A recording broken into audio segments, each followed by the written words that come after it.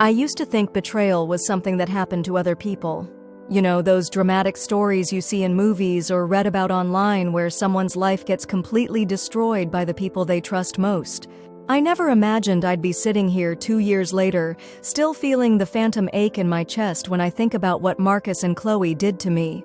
What they took from me wasn't just a relationship, it was my faith in family, my sense of security, my entire understanding of who I could trust in this world. But I'm getting ahead of myself. Let me start from the beginning, because the beginning is where it all went wrong, and it's also where my revenge story truly begins. It was a Tuesday in March when my world imploded. I remember that detail so clearly because Tuesdays were always our day, Marcus and mine. He worked late Mondays, I had yoga class Wednesdays, but Tuesdays were sacred. We'd order Thai food, binge-watch whatever series we were obsessed with that month, and just exist together in that comfortable bubble that 3-year relationships create. I was running late that particular Tuesday, stuck in traffic after a brutal day at the marketing firm where I worked. My phone had been buzzing with texts from Marcus all afternoon, but I'd been in back-to-back meetings and couldn't check them. As I finally pulled into the parking lot of our apartment complex, I felt that familiar flutter of excitement. Marcus had probably ordered our usual pad thai already, maybe picked up that bottle of wine I'd been eyeing at the grocery store last weekend.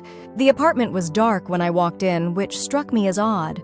Marcus's car was in the lot, and his work bag was thrown carelessly by the door, his usual habit when he got home before me. But the lights were off, and there was no smell of Thai food warming in the kitchen. "Marcus?" I called out, dropping my purse and kicking off the heels that had been torturing my feet all day. "Babe, you here?" That's when I heard it. A sound that didn't belong in our Tuesday night routine, coming from our bedroom. A soft giggle, distinctly feminine, followed by Marcus's voice saying something I couldn't quite make out. My heart did this weird stuttering thing, like it forgot how to beat properly for a moment. I stood frozen in our living room, surrounded by all the little details of our shared life. The throw pillow I'd insisted on buying despite Marcus calling it unnecessary. The stack of his gaming magazines on the coffee table, the framed photo of us from last Christmas looking disgustingly happy. My brain was trying to process what I was hearing while simultaneously rejecting it completely. Another giggle. This time I caught Marcus's response. "God, I've missed this." My legs moved without conscious direction, carrying me down the hallway toward our bedroom. Each step felt like walking through thick honey, time stretching and distorting around me. The rational part of my mind was scrambling for innocent explanations. Maybe he was on a video call with his sister. Maybe he was watching something on his phone and talking to it. He did that sometimes with funny videos. But my body knew the truth before my mind could accept it. My hands were already shaking, my chest already tight with a panic that had nothing to do with rational thought and everything to do with primitive instinct. The bedroom door was slightly ajar. Through the gap, I could see the edge of our bed. The bed I'd spent the weekend picking out new sheets for, the bed where Marcus and I had lazy Sunday mornings and whispered late-night conversations about our future together. I pushed the door open, and there was my boyfriend of 3 years, naked and tangled up with my cousin Chloe. The scene burned itself into my retinas with the kind of sharp, permanent clarity that trauma creates. Marcus on top of her, both of them completely lost in each other, totally oblivious to my presence. Chloe's long blonde hair, the same shade as mine but somehow always shinier, always more perfect, spread across my pillow. Her hands running down Marcus's back with a familiarity that made my stomach turn inside out. I must have made some kind of noise because they both froze. Marcus looked over his shoulder, and when his eyes met mine, I watched his face cycle through emotions so quickly it was almost cartoonish. Confusion, recognition, panic, and then, and this is what really destroyed me, annoyance. Not guilt, not shame, not heartbreak at being caught destroying our relationship. Annoyance.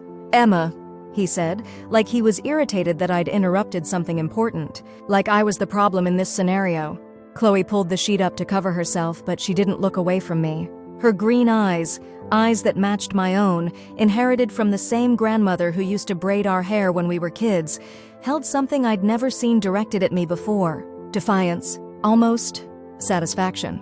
"This isn't what it looks like," Marcus said, which would have been laughable if my entire world wasn't currently crumbling around me. "Really?" My voice came out as barely a whisper. "Because it looks like you're fucking my cousin in our bed." The obscenity felt foreign in my mouth. I wasn't someone who swore casually, but somehow the brutal honesty of the word felt appropriate for the brutal honesty of the moment.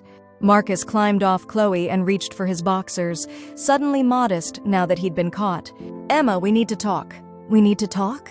I repeated, and I could hear my voice getting higher, more hysterical. "We need to talk? You're screwing my cousin and you think we need to have a conversation about it?" Chloe finally spoke up then, her voice carrying that sweet, innocent tone she'd perfected over the years. The same tone she'd used when we were kids and she'd break something of mine, then act like it was an accident when my mom asked about it. "Emma, I'm sorry you had to find out this way, but Marcus and we fell in love. We didn't mean for it to happen. Fell in love. They fell in love." I stared at her, this person I'd grown up with, shared family holidays with, confided in about boyfriends and heartbreaks and dreams. This person who knew exactly how much Marcus meant to me because I'd spent countless hours telling her about our relationship, our plans, our future together. "How long?" I asked. Marcus was pulling on his jeans now, avoiding my eyes. "Emma, it doesn't matter how long." "How long?" I repeated, and something in my tone must have warned him not to deflect again. 6 months, Chloe answered when Marcus stayed silent. 6 months. Half a year of them sneaking around behind my back, lying to my face, pretending to care about me while systematically destroying my life.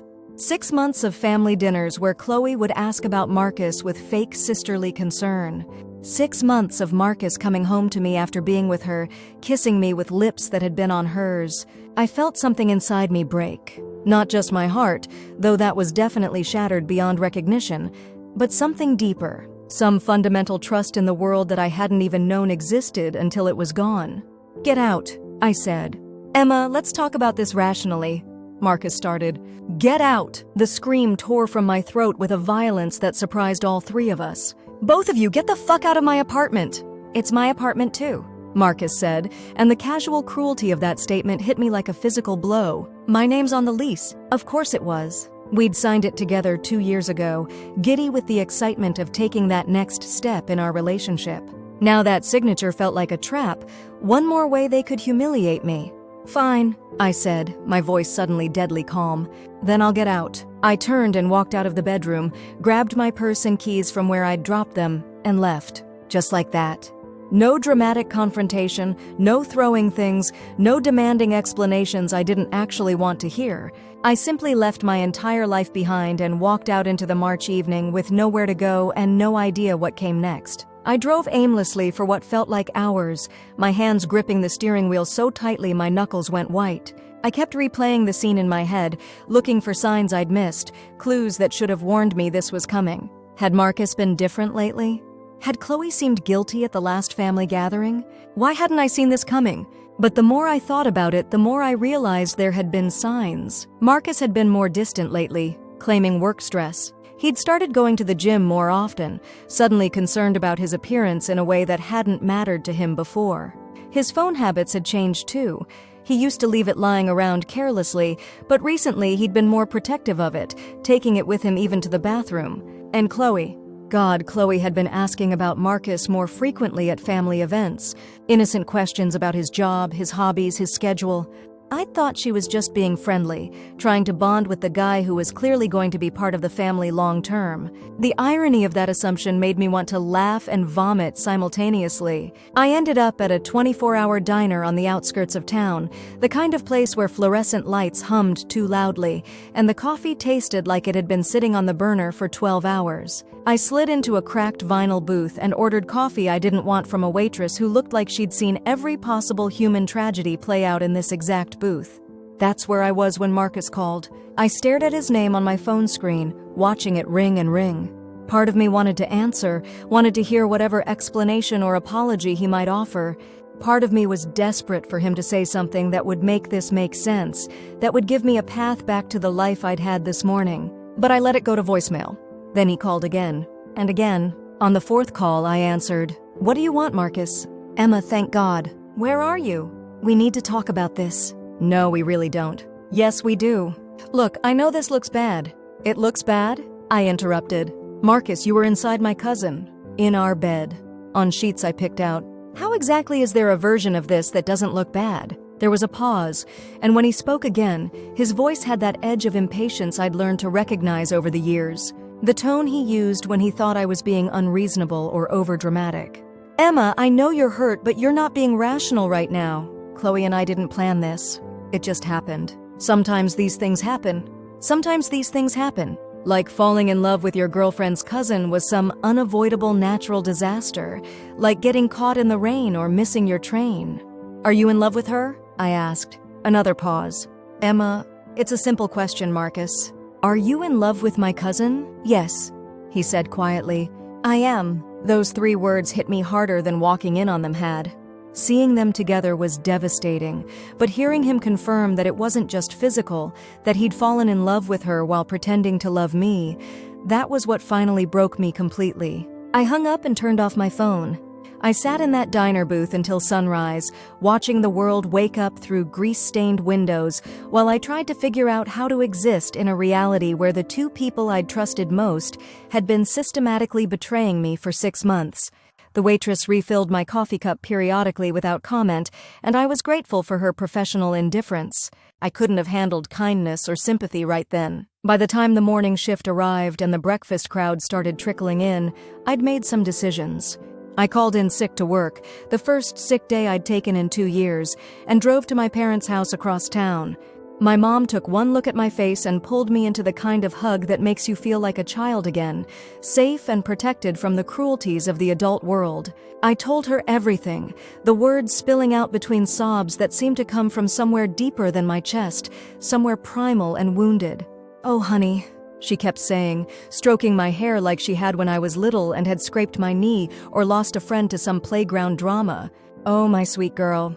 My dad, normally a man of few words, had plenty to say about Marcus and Chloe, most of it unprintable. The protective fury in his voice was simultaneously comforting and devastating.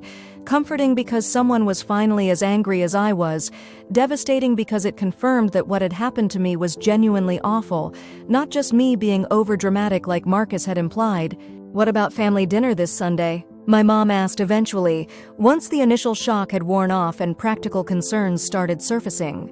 "Chloe will be there." I hadn't even thought about that. Every Sunday, our extended family gathered at my grandmother's house for dinner. It was a tradition that went back to before I was born, one of those sacred family rituals that everyone arranged their schedules around. The idea of sitting across a dinner table from Chloe, making polite conversation while pretending everything was normal, made my stomach revolt. "I can't," I said. "I can't see her right now. I can't pretend everything's okay." "You don't have to pretend anything," my mom said firmly. "What she did was wrong, Emma. What they both did was wrong, and you have every right to be angry." But even as she said it, I could see the worry in her eyes. Chloe wasn't just my cousin. She was my Aunt Sarah's daughter, my mom's niece. This betrayal was going to tear our family apart, create sides and loyalties and awkward holiday dynamics that would last for years. And that's when the anger really started to set in. It had taken about 12 hours for the shock and heartbreak to give way to something harder, more focused. As I lay in my childhood bed that night, staring at glow-in-the-dark stars I'd stuck to the ceiling in middle school, I realized that what made this betrayal so devastating wasn't just that Marcus had left me for someone else. It was that he'd left me for Chloe specifically. Chloe, who'd always been the prettier cousin, the more popular one, the one who seemed to glide through life effortlessly while I struggled and worked for everything I achieved. Chloe, who'd had a string of boyfriends throughout high school and college, guys who followed her around like devoted puppies before she inevitably got bored and moved on to someone new. She'd taken Marcus not because she loved him, but because she could. Because she'd never been able to stand the fact that I had something she didn't, that for once in our lives, I was the one with the long-term relationship, the one with the stable, loving boyfriend who was clearly committed for the long haul. I knew Chloe. I knew her patterns, her psychology, the way she operated in relationships. She was addicted to the chase, to the conquest, to the validation of being chosen. But she got bored once the novelty wore off, once the guy stopped being a challenge and started being a commitment. The Marcus I'd been with for 3 years wasn't the kind of guy Chloe usually went for. He was steady, reliable, focused on building a future rather than living for the moment. The Marcus who'd fallen for Chloe in 6 months of secret meetings and stolen moments, that was a different person entirely.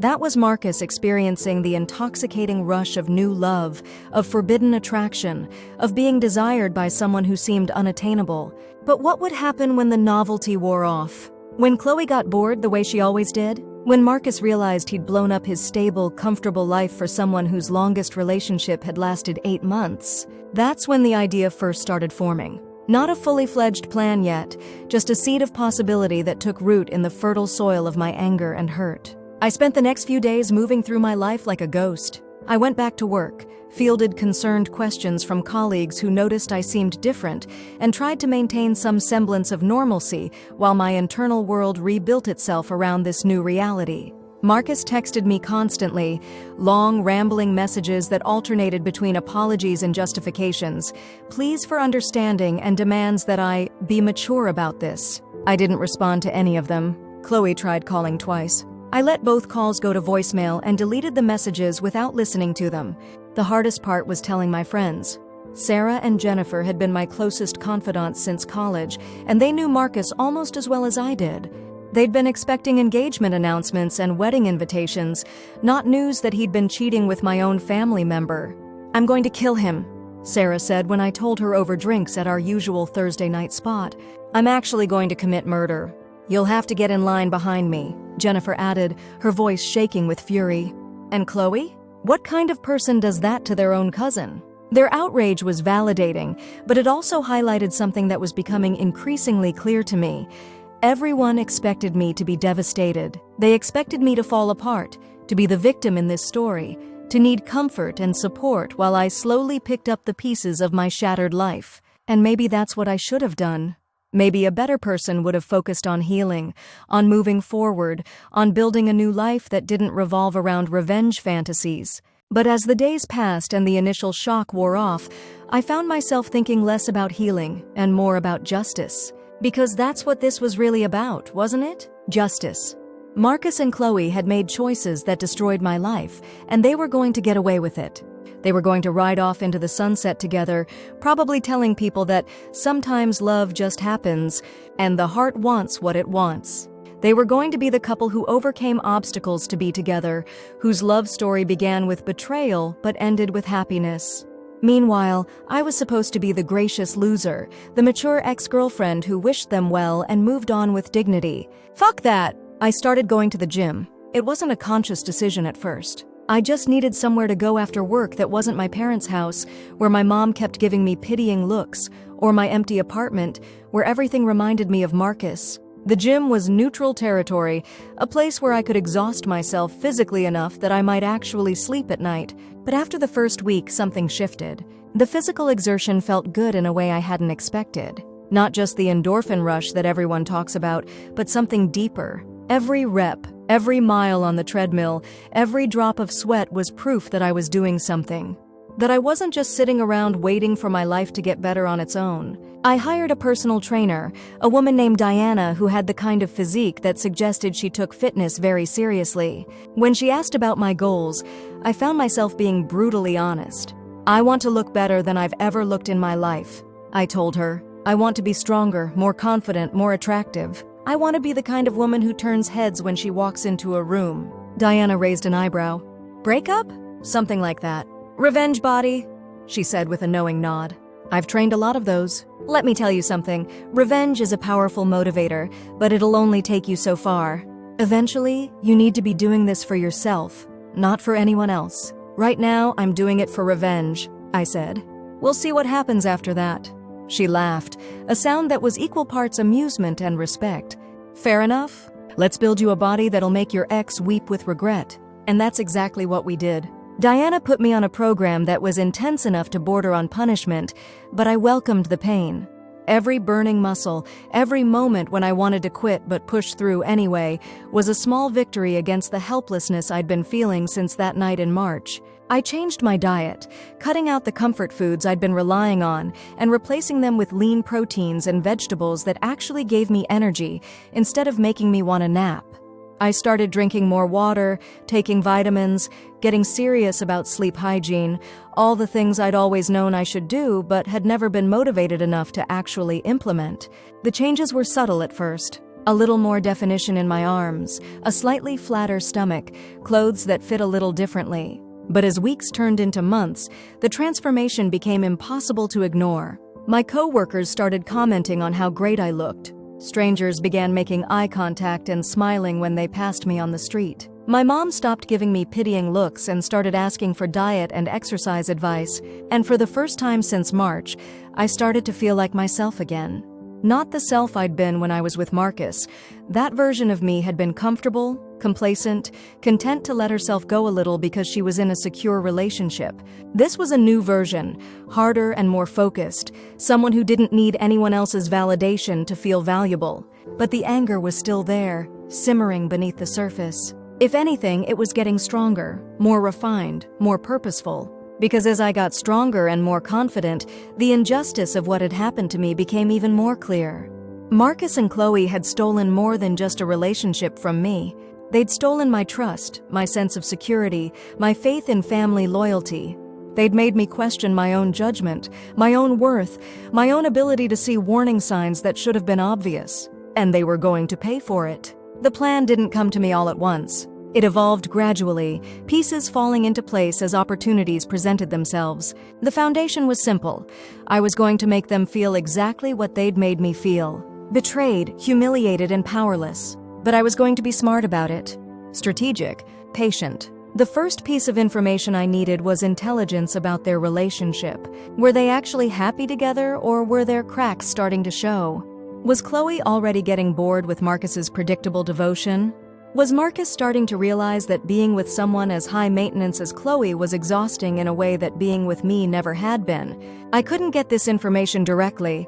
I was avoiding both of them completely, declining any family event where Chloe might be present. But I had sources. My younger brother Jake was a senior in high school and completely oblivious to adult drama.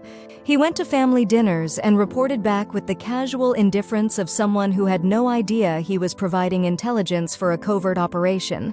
Chloe seemed kind of annoyed that Marcus wanted to leave early last Sunday. He mentioned during one of our conversations. She kept making comments about how he never wants to stay out late anymore. Interesting. That sounded exactly like the kind of thing that would bother Chloe, who thrived on nightlife and social events that went until 2 a.m. Did they seem happy? I asked, trying to keep my voice casual. Jake shrugged. I guess. Marcus looked kind of tired. And Chloe kept checking her phone during dinner, which seemed to bug Grandma. More interesting. Chloe checking her phone during family dinner meant she was either bored or looking for attention from someone else. And Marcus looking tired suggested he was discovering that keeping up with Chloe's social schedule was more exhausting than he'd anticipated. I filed these details away and waited for more. The next piece of the puzzle came from an unexpected source: LinkedIn. I'd been stalking both of their social media profiles periodically, not frequently enough to show up in their story views, but often enough to keep tabs on their public relationship status. Chloe posted constantly, documenting every date, every gift, every romantic gesture, with the kind of performative enthusiasm that suggested she was trying to convince herself as much as everyone else that she was blissfully happy. But Marcus had always been more private on social media, and lately his posts had become even more sparse. No couple photos, no romantic captions, no public declarations of love. For someone who was supposedly in the relationship of his dreams, he was being remarkably quiet about it online. Then I saw it, a LinkedIn post from Marcus about taking on additional responsibilities at his company. More hours, more travel, a promotion that would require him to be out of town at least 2 weeks every month. I smiled when I read it. Marcus was burying himself in work, which meant he was either running from relationship problems or trying to prove something to himself about his worth and ambition. Either way, it meant he'd be leaving Chloe alone more often, giving her plenty of opportunities to get bored and start looking elsewhere for entertainment. The final piece fell into place in July, when my mom mentioned that Chloe had started dating someone new. Wait, I said, nearly choking on my coffee. What about Marcus? They broke up last month, my mom said, watching my face carefully for a reaction.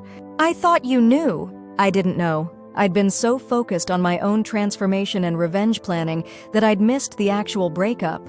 But as my mom filled in the details, Chloe had apparently grown apart from Marcus and realized they wanted different things. I felt a mixture of satisfaction and disappointment. Satisfaction because I'd been right about Chloe's patterns. She'd gotten bored with Marcus exactly as I'd predicted, once the thrill of the forbidden romance wore off, and she was left with the reality of being in a relationship with someone whose idea of excitement was trying a new restaurant. Disappointment because it meant Marcus was available again, probably heartbroken and looking for comfort, and I wasn't ready for him to try to crawl back into my life with apologies and declarations that he'd made a mistake. But then my mom mentioned something else that changed everything. "The new guy is apparently quite a catch," she said. "Some successful businessman Chloe met at that marketing conference she went to last month. Very attractive from what I hear. A marketing conference. The same industry I worked in, the same professional circles I moved through, which meant there was a good chance I either knew this guy or could find out who he was with minimal effort. And that's when the real plan started to take shape. If Chloe wanted to play games with other people's relationships, if she wanted to be the kind of person who saw someone else's happiness as a challenge to overcome, then I was going to give her a taste of her own medicine. I was going to steal her new boyfriend. Not because I wanted him for myself. I had no interest in another relationship right now, especially not with someone who was apparently attracted to Chloe's particular brand of manipulative charm. But because I wanted her to feel exactly what she'd made me feel. The shock of betrayal, the humiliation of being publicly replaced, the devastating realization that someone she trusted had been systematically undermining her life. The irony was perfect. She'd stolen my boyfriend, so I'd steal hers. She'd humiliated me in the most private, personal way possible, so I'd return the favor in the most public forum I could think of. Our annual family reunion was scheduled for Labor Day weekend, just 6 weeks away. 3 days of extended family gathering at my uncle's lake house, with plenty of opportunities for drama, confrontation, and public humiliation. 6 weeks to find out who Chloe's new boyfriend was, to figure out his weaknesses and preferences, and to become the kind of woman he wouldn't be able to resist. 6 weeks to transform myself from the heartbroken girl who discovered her boyfriend cheating into the confident, attractive, irresistible woman who was going to destroy Chloe's life the same way she'd destroyed mine. I looked at myself in the mirror that night, taking inventory of the changes I'd already made. 4 months of intense training had given me muscle definition I'd never had before. My arms were toned, my stomach flat, my legs strong and shapely. My face was leaner too, cheekbones more prominent, jawline more defined. I'd been highlighting my hair and had learned to do makeup that enhanced my features instead of hiding them. But this was just the beginning.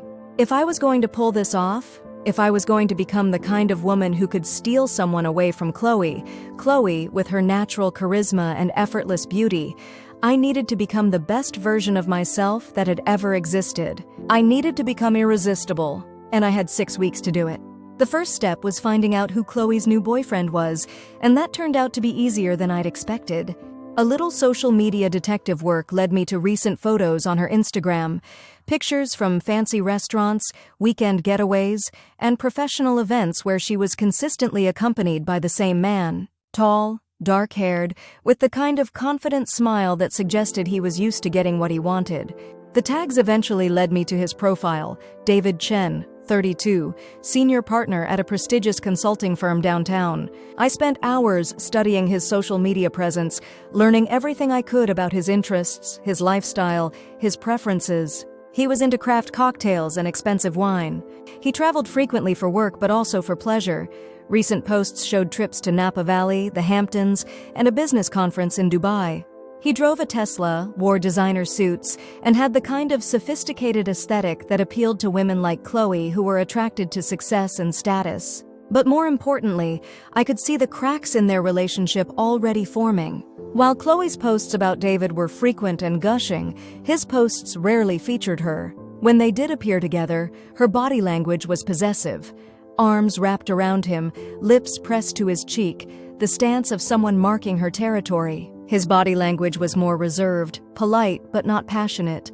Professional photos from work events showed him looking confident and engaged. Photos with Chloe showed him looking slightly strained, like someone going through the motions of romance without feeling it deeply. Perfect. A man who was probably already questioning his relationship choices was exactly what I needed. The next challenge was figuring out how to naturally cross paths with him. David worked in consulting, which meant he moved in similar professional circles to my marketing world, but not close enough that we'd meet organically. I needed to create an opportunity that would seem completely coincidental while actually being completely calculated. That's when I remembered the annual Marketing Innovation Summit that was happening in 3 weeks. It was one of those industry events that attracted professionals from related fields: marketing, consulting, business development, strategic planning. The kind of networking event where ambitious professionals went to make connections and advance their careers. I'd never attended before, always finding excuses to avoid the awkward small talk and forced networking that these events required. But this year, I was going to be there, and I was going to make sure David Chen noticed me. The registration fee was steep, $500 for a 2-day conference, but I considered it an investment in my revenge. I bought a ticket, booked a room at the conference hotel, and started planning my strategy. The next 2 weeks were the most intense of my transformation so far. I pushed my workouts to new levels, adding extra sessions and focusing on the kinds of exercises that would give me the sleek, toned look I was aiming for. I worked with Diana to perfect my posture, the way I walked, the way I carried myself. Confidence, she told me, was more attractive than any physical feature. I went shopping for a complete new wardrobe, not just clothes, but an entire persona. Professional dresses that hugged my body in all the right places, while still being appropriate for business settings. Heels that made my legs look endless. A collection of jewelry that suggested success without being ostentatious. I got my hair cut and styled by the most expensive salon in the city, opting for a sleek bob that framed my face perfectly and made my eyes look larger and more expressive. But the most important change was mental. I spent hours practicing conversations in the mirror, perfecting the art of small talk that would make me seem approachable and interesting. I researched David's company, his clients, his industry, so I could speak intelligently about his work and ask questions that would make him want to continue talking to me. I studied Chloe too, analyzing what had attracted him to her in the first place and how I could offer something different, something better. Chloe was beautiful in an obvious way. Blonde, curvy, the kind of woman who commanded attention the moment she walked into a room. But she was also high maintenance, dramatic, the kind of person who created chaos wherever she went. I was going to be her opposite. Sophisticated where she was flashy, calm where she was emotional, intriguing where she was obvious. I was going to be the kind of woman a successful businessman would actually want to build a life with, not just have a fling with. The night before the conference, I laid out my outfit for the first day like I was preparing for battle. A navy blue dress that was professional but showed off my newly toned arms and legs. Nude heels that added 3 inches to my height. Minimal jewelry, just my grandmother's pearl earrings and a delicate gold bracelet. Makeup that enhanced my features without looking overdone. I looked at myself in the full-length mirror and barely recognized the woman staring back. 4 months of intensive training had transformed my body completely. My waist was smaller, my shoulders broader, my legs longer and more muscular. But it was more than just the physical changes. There was something different in my eyes, a hardness and determination that hadn't been there before. This wasn't the soft, accommodating Emma who had been so devastated by Marcus's betrayal. This was someone new, someone stronger, someone who went after what she wanted and didn't apologize for it. The conference started at 8 a.m. with a networking breakfast, which was perfect for my purposes. People were more relaxed at breakfast, more likely to engage in genuine conversation before the formal presentations began. I arrived exactly 15 minutes after the official start time, late enough to make an entrance, early enough to have plenty of time to work the room. I spotted David almost immediately. He was standing near the coffee station, checking his phone while balancing a plate of pastries and fruit. Even from across the room, I could see why Chloe was attracted to him. He had that effortless confidence that came from years of professional success, the kind of presence that made other people want to be around him. But I also noticed what Chloe probably missed: the slight tension in his shoulders, the way he kept checking his phone, the polite but distant smile he gave to people who tried to engage him in conversation. This was a man who was going through the motions, fulfilling social obligations without genuine enthusiasm. I took my time approaching him, stopping to chat with other attendees first, letting him notice me before I made direct contact. Networking events were like elaborate mating rituals. You had to follow the unspoken rules of engagement or risk coming across as desperate or aggressive. When I finally made my way to the coffee station, I positioned myself right next to him, close enough that conversation would be natural, but not so close as to invade his personal space. "The coffee's actually decent for a hotel," I said, reaching for a cup. "I was expecting conference-quality disaster." He looked up from his phone and smiled. A real smile this time, not the polite mask he'd been wearing.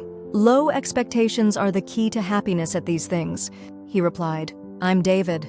"Emma," I said, extending my hand for a shake that lasted just a moment longer than strictly professional. "Are you presenting today or just here to absorb wisdom from the experts?" "Absorbing wisdom," he said with a laugh.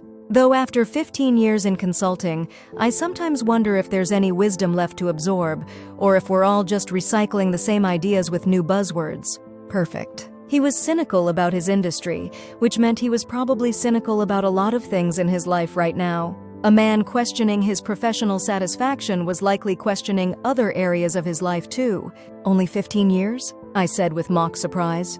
"You must have started when you were 12. He laughed again, a genuine sound that lit up his entire face. "Flattery will get you everywhere. What do you do when you're not charming strangers at networking events?" "Marketing strategy for a boutique firm downtown?" I said. "We specialize in helping companies figure out why their customers hate them and how to make them hate them less." "Brutal honesty," he said, raising his coffee cup in a mock toast. "I like that. Most people in your field would have said something about optimizing customer engagement or maximizing brand synergy. Those people are why customers hate their companies." I replied, "Sometimes the truth is more effective than buzzwords." We talked for another 20 minutes, the conversation flowing easily from work to travel to books to the general ridiculousness of networking events. He was intelligent, funny, and surprisingly easy to talk to. Under different circumstances, I might have actually been attracted to him for legitimate reasons. But these weren't different circumstances. This was war. When the breakfast ended and people started moving toward the main conference room, David hesitated. "I don't suppose you'd be interested in grabbing drinks tonight?" he asked. "There's a wine bar next to the hotel that's supposed to be decent, and I have a feeling the evening networking session is going to be even more painful than this morning." "I'd love to," I said, giving him a smile that was warm but not too eager. "Should we say 8 o'clock? "Perfect," he said, and I could see the genuine interest in his eyes. "I'll see you there." I spent the rest of the day attending conference sessions and making a show of taking notes, but my mind was focused entirely on the evening ahead. This was the crucial moment, the transition from casual networking conversation to something more personal. I needed to be charming enough to keep his interest without seeming like I was trying too hard.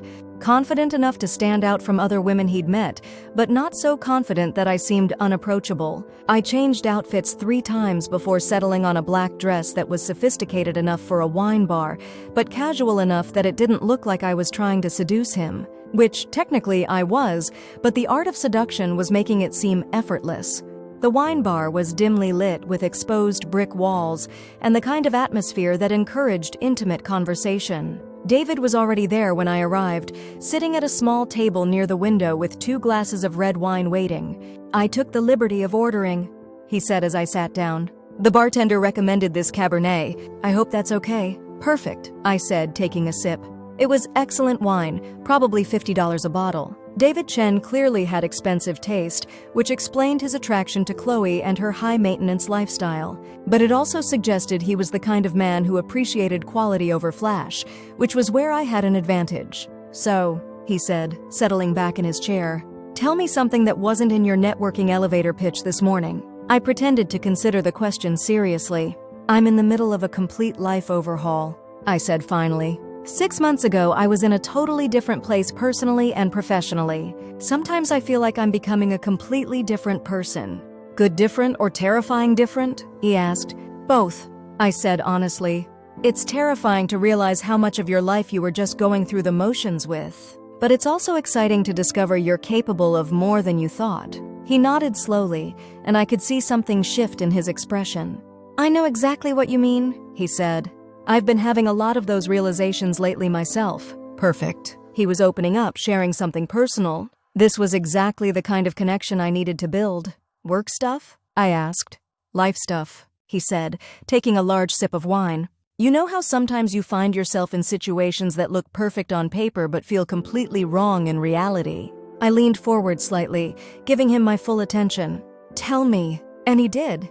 Over the next 2 hours, David Chen told me about his growing dissatisfaction with his career, his desire to do something more meaningful than help corporations optimize their profit margins. He told me about his complicated relationship with his family, who expected him to marry a nice Chinese-American girl and produce grandchildren, but who also wanted him to be successful enough that their approval came with conditions. And eventually, carefully, he told me about Chloe. I'm seeing someone right now, he said, staring into his wine glass. She's beautiful, successful, everything that should make me happy. But, I prompted gently. But I feel like I'm performing happiness instead of actually feeling it, he said. Like I'm going through the motions of being in a relationship without actually connecting with anyone. Does she know how you feel? I asked. I don't think she'd care if she did, he said with a bitter laugh. She's more interested in being seen with me than being with me, if that makes sense. Every date feels like a photo opportunity. Every conversation feels like she's waiting for her turn to talk instead of actually listening. I nodded sympathetically, even as part of me was celebrating internally. This was exactly what I'd hoped to hear. David was already questioning his relationship with Chloe, already feeling disconnected and unsatisfied. I didn't need to break them up. I just needed to offer him something better. That sounds exhausting, I said. It is, he admitted. I keep thinking I should end it, but then I wonder if I'm just being unrealistic. Maybe this is what adult relationships are supposed to feel like. Maybe I'm expecting too much? Or maybe you're settling for too little, I said quietly. He looked up at me then, really looked at me, and I could see the moment when our conversation shifted from friendly networking to something more charged. You're probably right, he said. We talked until the bar closed, the conversation ranging from profound to playful, serious to silly. I was careful to reveal just enough about myself to seem interesting and complex without oversharing. I listened more than I talked, asked thoughtful questions, and made it clear that I was genuinely interested in his thoughts and feelings. By the time we said goodnight, I could see that David Chen was completely charmed. He walked me to the elevator, lingering just a moment longer than necessary when we said goodbye. I had a really wonderful time tonight, he said. I hope we can do this again soon. I'd like that, I said, giving him a smile that was warm and genuine, or at least appeared to be. The next morning, he texted me before the conference even started. Good morning. Coffee before the torture begins. Over the next 3 weeks, David and I developed what could only be described as an emotional affair. We texted constantly, sharing thoughts about work, life, books we were reading, places we wanted to travel. We had lunch twice and drinks 3 more times, always under the pretense of professional networking, but actually building the kind of intimate connection that he clearly wasn't getting with Chloe. I was careful not to push too hard or too fast. I never directly criticized Chloe or encouraged him to break up with her. Instead, I simply offered him something she couldn't: genuine interest in his thoughts and feelings, intelligent conversation that didn't revolve around social media or appearances, and the kind of emotional support that made him feel heard and understood. The physical attraction was building too, though I was careful to keep it simmering rather than boiling over. Lingering touches during conversations, eye contact that lasted just a moment too long, the kind of sexual tension that made every interaction feel charged with possibility. 3 days before the family reunion, David finally told me he'd broken up with Chloe. It wasn't fair to either of us, he said over dinner at a quiet restaurant downtown. She deserves to be with someone who's genuinely excited about being with her, and I deserve to be with someone who actually cares about who I am as a person. How did she take it? I asked, though I already knew the answer from my mother's reports of Chloe's dramatic phone calls to various family members. Not well, he said with a grimace.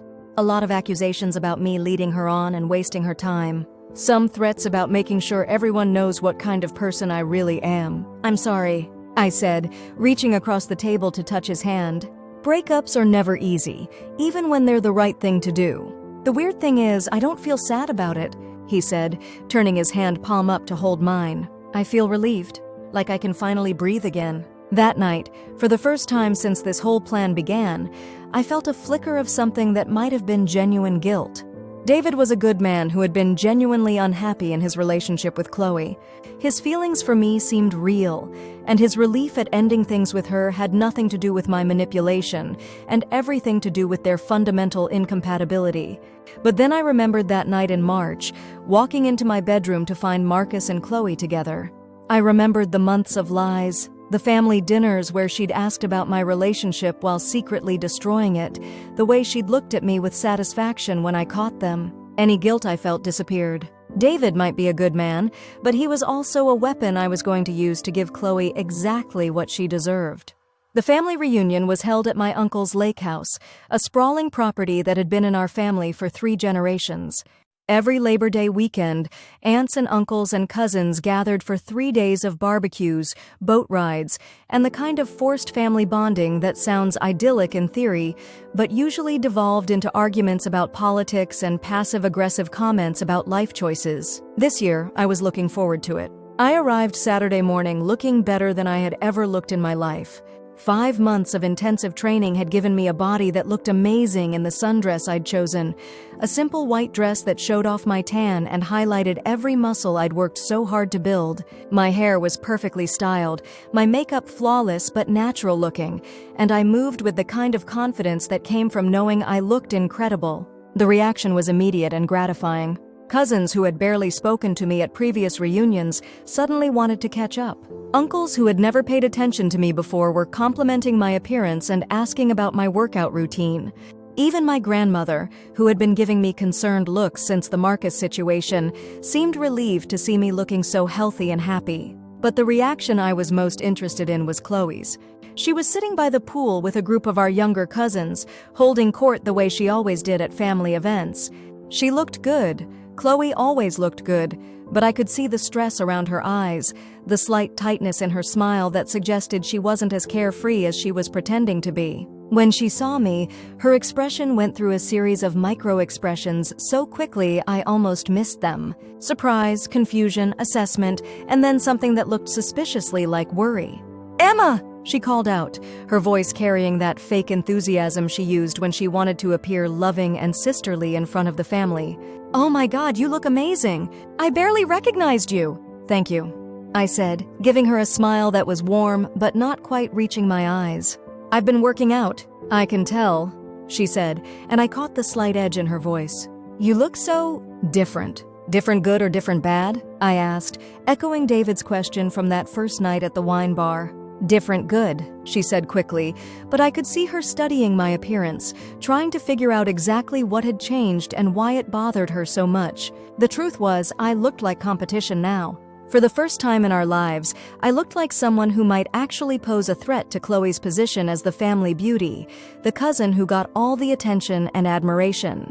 I spent the rest of Saturday morning re-establishing my place in the family hierarchy, having the kinds of conversations I'd been avoiding for months, proving that I was not only surviving my heartbreak, but thriving because of it. And then, right after lunch, I played my trump card. "I hope you don't mind," I said to my uncle, who was manning the grill and therefore positioned to be overheard by the maximum number of family members. "I invited someone to join us tomorrow. Someone I've been seeing." "Of course," my uncle said, beaming at me. "We'd love to meet him." "What's his name?" "David," I said, and I saw Chloe's head snap up from across the patio. "David Chen. He's a consultant, really successful, very sweet. I think you'll like him." The color drained from Chloe's face so quickly I thought she might faint. She stood up from her chair so abruptly that she knocked over her drink, sending ice and lemonade cascading across the patio table. "Sorry," she said, but her voice sounded strangled. I need to." She turned and walked quickly toward the house, leaving a trail of confused family members in her wake. I followed her, maintaining just enough distance that it wouldn't be obvious I was pursuing her. She made it to the upstairs bathroom before the door slammed shut, but not before I heard the unmistakable sound of someone starting to hyperventilate. I knocked gently on the door. "Chloe? Are you okay?" "Go away, Emma." Her voice was muffled and shaky. "I'm worried about you," I said, injecting just the right amount of concern into my voice so that anyone else listening would think I was being a caring cousin. "Do you need anything?" The door opened so suddenly I almost stumbled backward. Chloe's face was red and blotchy, her carefully applied makeup smeared with tears. "You bitch!" she said, her voice low and venomous. "You absolute fucking bitch." "I'm sorry?" I said, widening my eyes in confusion. "What are you talking about?" "You know exactly what I'm talking about," she snarled. "David Chen. My David. You stole him." "I didn't steal anyone," I said calmly. "David and I met at a professional conference. We connected. These things happen."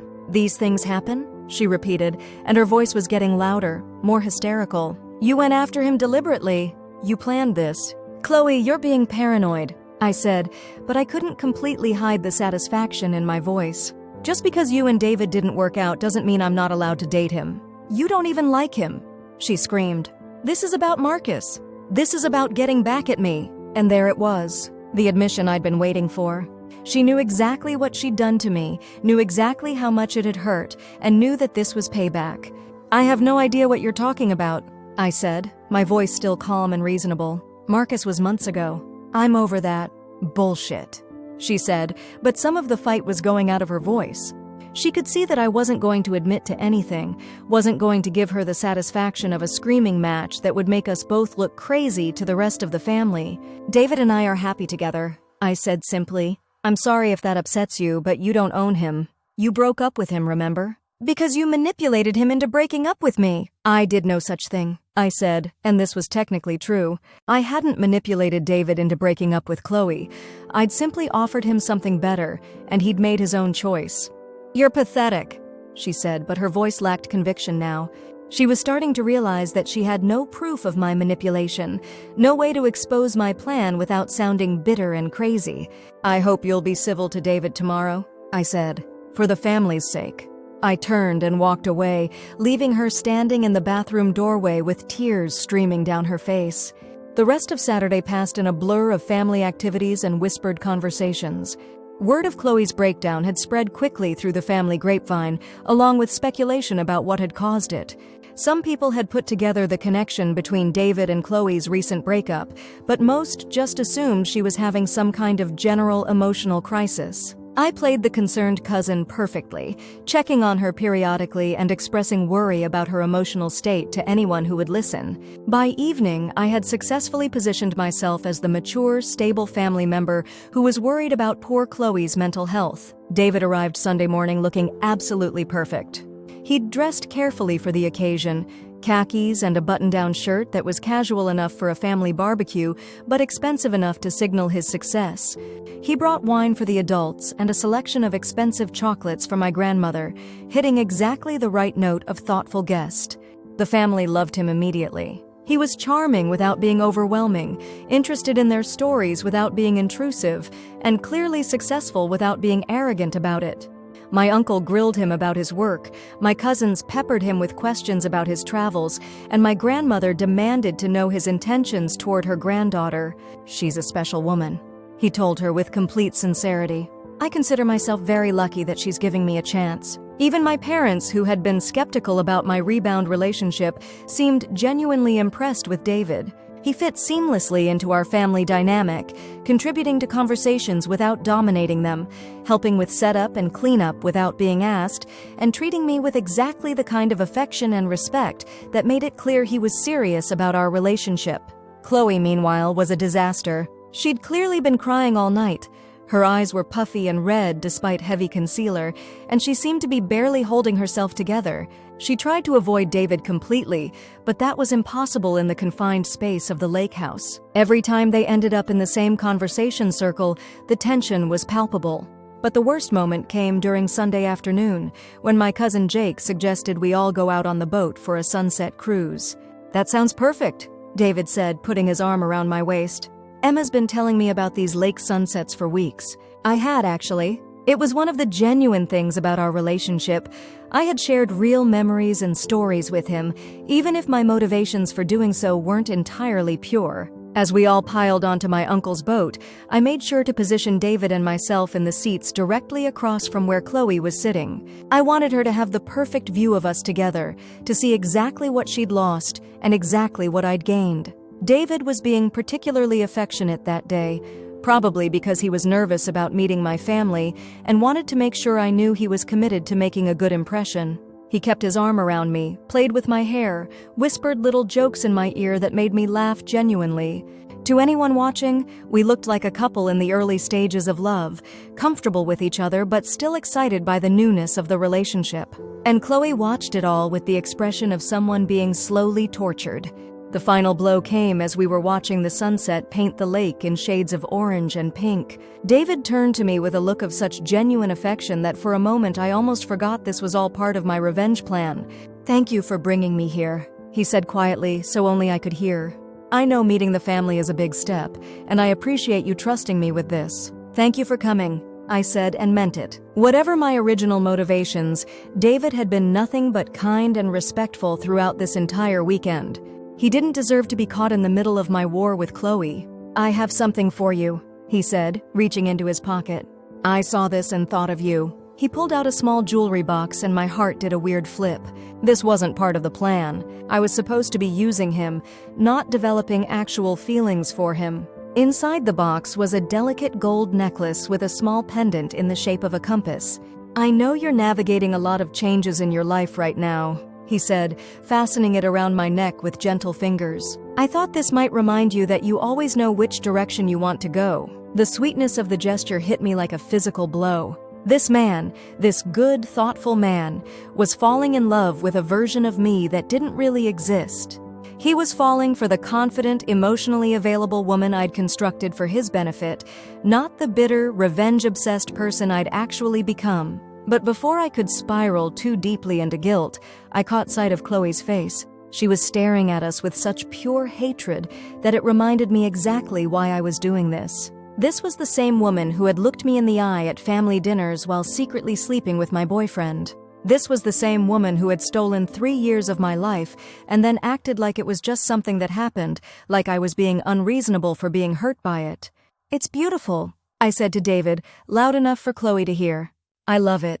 And I kissed him, right there in front of my entire family, with the sunset painting us both golden and Chloe watching with tears streaming down her face. The kiss was supposed to be performative, a final twist of the knife. But something unexpected happened. For just a moment, I forgot about revenge and manipulation, and just kissed this man who had been nothing but wonderful to me. For just a moment, I let myself feel something real. When we broke apart, David looked at me with such genuine happiness that my chest ached. "I'm falling in love with you, Emma," he said quietly, his forehead resting against mine. And I realized, with a mixture of terror and exhilaration, that I might be falling in love with him too. That night, after David had driven back to the city and most of the family had gone to bed, Chloe confronted me one last time. I was sitting on the dock, watching the moon reflect on the water and trying to process the complicated emotions of the day. I heard her footsteps on the wooden planks but didn't turn around. "Are you happy now?" she asked, her voice hoarse from crying. "Yes," I said simply. "I am." "This won't last," she said, sitting down beside me uninvited. "Whatever game you're playing, whatever lie you've built your relationship on, it's going to come out eventually." "Maybe," I said. "But right now I'm happy. And David's happy. And you're miserable. So yes, I'd say I'm satisfied with how things worked out." She was quiet for a long moment, and when she spoke again, her voice was small and broken. "I know what I did was wrong," she said. "With Marcus. I know I hurt you and I'm sorry." I turned to look at her then, this cousin I'd grown up with, this person who had been one of my closest friends before she became my greatest enemy. "Are you?" I asked. "Are you really sorry, or are you just sorry that it turned out badly for you?" She couldn't answer, which was answer enough. "I loved Marcus," I said, and for the first time in months, I let myself feel the full weight of that loss. I loved him, and I trusted him, and I trusted you. And you both decided that what you wanted was more important than what you were doing to me. You destroyed my life for 6 months while pretending to care about me, I continued. You sat across from me at family dinners and asked how Marcus was doing while you were sleeping with him. You made me question my own judgment, my own worth, my ability to trust anyone. So no, Chloe, I'm not interested in your apology. I'm interested in you feeling exactly what you made me feel. And how do you feel now? She asked. Now that you've had your revenge? I considered the question seriously. How did I feel? Vindicated, certainly. Satisfied that Chloe had finally experienced the humiliation and betrayal she'd put me through. but also confused about David, about the genuine feelings that had developed alongside my calculated manipulation. "I feel like I'm finally myself again," I said eventually. "Not the person Marcus wanted me to be, not the accommodating cousin who let you walk all over her for years, just myself. Stronger, more confident, more willing to go after what I want." "Even if what you want belongs to someone else?" she asked bitterly. "David didn't belong to you," I said. "He was with you, but he was never yours. If he had been, nothing I did would have mattered. The truth is, Chloe, you're not good at relationships. You're good at beginnings, at the chase, at making men fall for you. But you're terrible at the actual work of being with someone. You get bored, you create drama, you look for the next exciting thing." David realized that. He would have realized it eventually whether I was in the picture or not. She stood up then, wrapping her arms around herself like she was trying to hold herself together. "I hope he breaks your heart," she said. "I hope he figures out what kind of person you really are and leaves you just as destroyed as you've left me." She walked away without another word, and I sat alone on the dock until the sun started to rise. 3 months later, David and I were still together.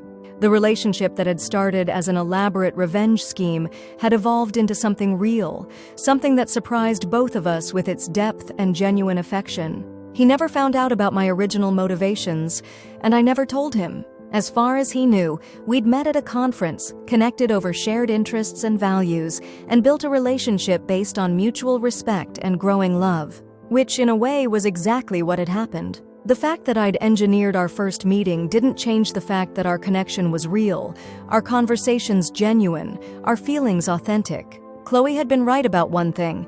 Relationships built on lies have a way of revealing themselves eventually. But our relationship wasn't built on lies. It was built on the person I'd become while plotting my revenge, stronger, more confident, more willing to go after what I wanted. The person who had attracted David wasn't a fiction I'd created. It was the real me, the version of myself that had emerged from the ashes of my relationship with Marcus. Did I feel guilty about the way it started? Sometimes. David deserved to know the full truth about how we'd met, about my initial motivations for pursuing him.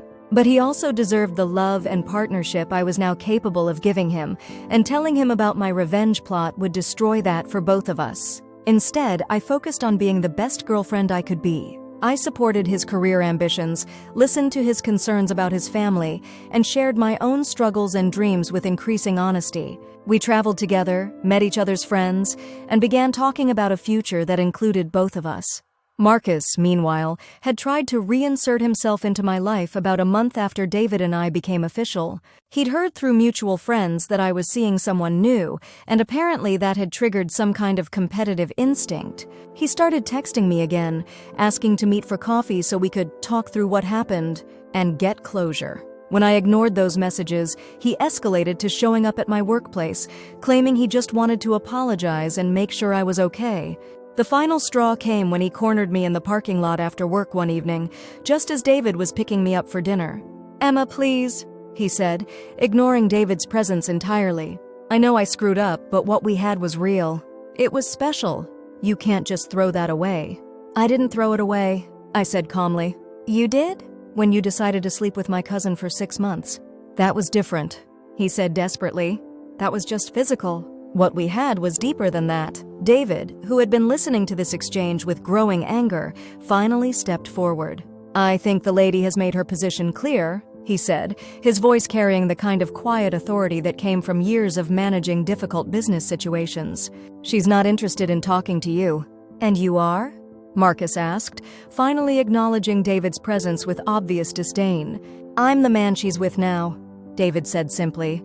"And unlike you, I have no intention of betraying her trust or taking her for granted." Marcus looked between us, perhaps finally realizing that this wasn't a rebound relationship or a temporary distraction from our real connection. This was someone I'd chosen, someone who treated me with the respect and devotion he'd never managed to maintain. "You'll regret this," he said finally, directing his comment at me. "When you realize what you're giving up, when you remember what we had together, you'll regret this." "The only thing I regret," I said, "is wasting 3 years of my life with someone who thought so little of me that he was willing to throw our entire relationship away for 6 months of sneaking around with someone else." Marcus left without another word, and David and I never saw him again. A year after the family reunion, David and I got engaged. He proposed on the anniversary of our first meeting, at the same wine bar where we'd had our first real conversation. The ring was vintage, elegant, and perfect, much like the man giving it to me. "I know we haven't been together very long," he said, down on one knee in front of a room full of strangers who had stopped their own conversations to watch. "But I've never been more certain of anything in my life. You make me want to be the best version of myself. You challenge me, support me, and love me in a way I didn't know was possible. Emma, will you marry me?" "Yes," I said, and meant it with every fiber of my being. The irony wasn't lost on me. I'd set out to destroy Chloe's relationship and ended up finding the love of my life. I'd plotted revenge and discovered genuine happiness.